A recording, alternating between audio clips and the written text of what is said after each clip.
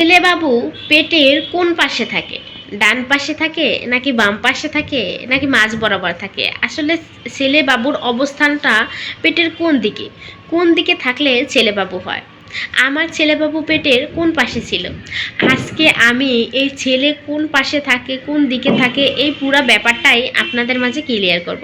Hello viewers, আসসালামু আলাইকুম, welcome back to my channel. তো শুরুতেই আমি আপনাদের মাঝে একটা কথা বলতে চাই, আর সেটা হচ্ছে আমি কিন্তু আমার ছেলে এবং মেয়ে হবার নিজস্ব সিমটমসগুলো, একান্তই ব্যক্তিগত সিমটমসগুলো আপনাদের মাঝে শেয়ার করে থাকি। আমি কিন্তু অন্য কারো প্রসঙ্গে কথা বলি না, একান্তই আমার নিজের ব্যক্তিগত সিমটমসগুলো শেয়ার করে থাকি। যাদের ভালো লাগে তারা কিন্তু দেখবেন, যাদের ভালো লাগে না শুরুতে স্কিপ করে দিবেন। তো আজকে আমি বলবো আসলে ছেলে বাবু পেটের কোন পাশে থাকে। তো বিশেষ করে আমি যেটা মনে করি, আসলে বাচ্চার যে দিকের মানে কোন দিকে থাকে এই যে বিষয়টা, বাবু ছোট থেকে বড় হওয়ার ভিতর এবং প্রেগনেন্সির প্রথম থেকে শেষের দিকে দেখা যায় ম্যাক্সিমাম সময় ওরা দিক পরিবর্তন করে থাকে। আসলে দেখা যায় একবার এক এক দিকে থাকে, দেখা যায় ডান দিকে বা আবার বাম দিকে বা আবার উপর দিকে বা আবার মানে উল্টো দিকে, মানে এটা কিন্তু ওদের দেখা যায় ওটা কিন্তু ঘোরে, যেহেতু ওটা একটা গোল আকৃতির একটা ভিতরে থাকে বাবুটা, তো দেখা যায় এটা কিন্তু ঘোরে। জানেন আপনারা কারা বিশ্বাস করবেন? তাহলে এই যে ও মানে ডেলিভারি হওয়ার আগে মানে একদম শেষের দিকে ওরা একদম ঠিক পজিশনে গিয়ে ওরা ধরেন ডেলিভারির 5-6 দিন আগে হতে পারে বা 1 মাস আগে হতে পারে বা 15 দিন আগে হতে পারে, ওরা ঠিক জায়গায় গিয়ে অবস্থান করে। আবার অনেক বেবিরা আছে ঠিক জায়গায় গিয়েও অবস্থান করে না, তখন কিন্তু সেটাকে বলা হয় যে উল্টো আছে, বাবু উল্টো আছে, আসলে ঠিক জায়গায় গিয়ে পজিশনে থাকে না।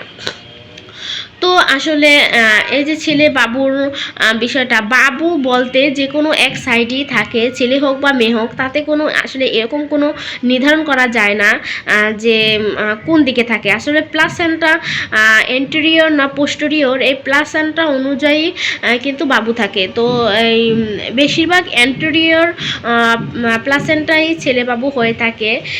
তো এটা আসলে একটা গোল আকৃতির থাকে। তো প্লাসেন্টা ওর যে নাড়টা বলি আমরা যেটা, সেটার সাথে মায়ের নাড়ের যে জয়েন্টটা, এটা আসলে কোন দিকে থাকে এরকম বিষয়টা আসলে এরকম দিক নির্ধারণ করে কিন্তু ছেলে বা মেয়ে এগুলো কখনোই কিন্তু বোঝা যায় না। তো আমার বাবুটাও কিন্তু প্লাসেন্টা অ্যান্টেরিয়রই ছিল, কিন্তু উল্টো ছিল একদম শেষের দিকে কিন্তু ও ঠিক পজিশনে চলে আসছে।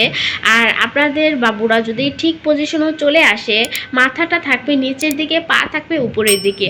আর এটা কিন্তু আপনারা অবশ্যই বুঝতে পারবেন মায়েরা শেষের দিকে তোলপেটের ওখানে হাত দিলে আসলে শক্ত শক্ত আকার মানে লাগে, ওটা আসলে মায়েরা একদম বুঝতে পারে।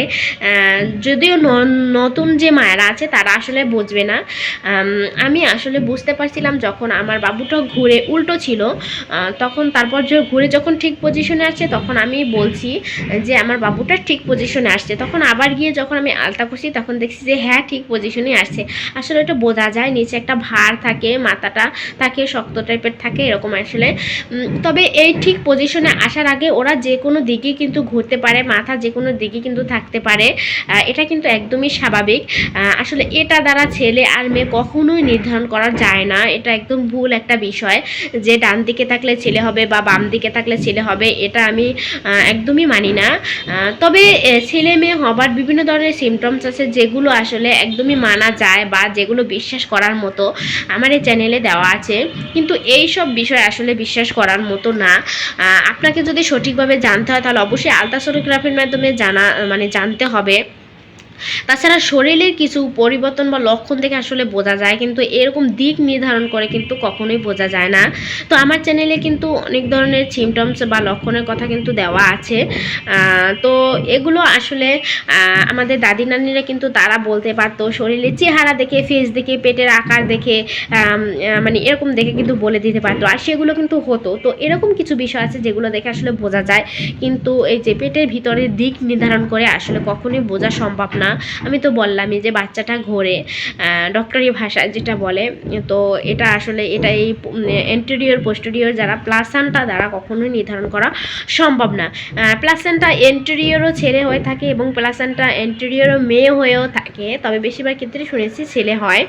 যাই হোক, তো ভিউয়ার্স, আমার এই চ্যানেলটিতে কিন্তু ছেলে মেয়ে হবার বিভিন্ন ধরনের সিমটম ছোট ছোট আকারে কিন্তু দেওয়া আছে, যেগুলো একান্তই আমার ব্যক্তিগত এবং আমার নিজ কানে শোনা কিছু সিমটমস। তো আপনারা যদি মনে করেন আমার ভিডিও থেকে কিছু একটা জানতে পারছেন বা শিখতে পারছেন, তাহলে প্লিজ দয়া করে আমার চ্যানেলটি সাবস্ক্রাইব করে আমার চ্যানেলের সাথে থাকবেন। আমি আপনাদের জন্য আরও নতুন নতুন কিছু বিষয় ভিডিও নিয়ে আসবো, আমার বাবুদের নিয়েও ভিডিও নিয়ে আসবো। এখন থেকে রেগুলার ভিডিও দিয়ে থাকবো ইনশাল্লাহ।